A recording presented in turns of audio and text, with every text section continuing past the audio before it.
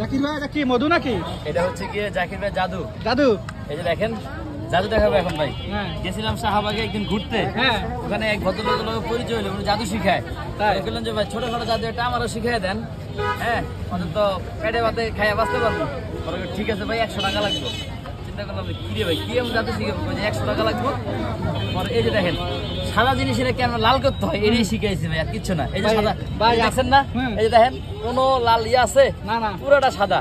এই যে ভাই এখন এটারে লাল করবো।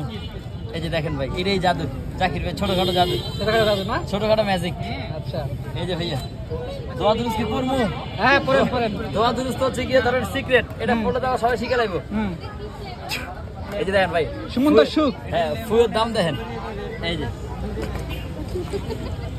ওয়াও জাকির ভাই, তবে এই মানে জাদু সুন্দর আপনি কি ভাবির কাছে শিখছেন? আপনি শাহবাগ তো শিখেন নাই।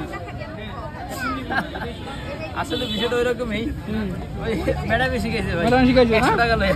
আচ্ছা আচ্ছা। এই যে ভাইয়া পুরা একটা ইয়া 4 পিস হয় আমার, এক একটা স্লাইস মাশাআল্লাহ অনেক বড় বড় বিগ স্লাইস। এই যে ভাইয়া পুরাটা ওয়াও, এক একটা পিস এই যে আমি উঠে দেখে ভাইয়া, এই যে পুরাটা দাম 100 টাকা। পুরাটা 100 টাকা না?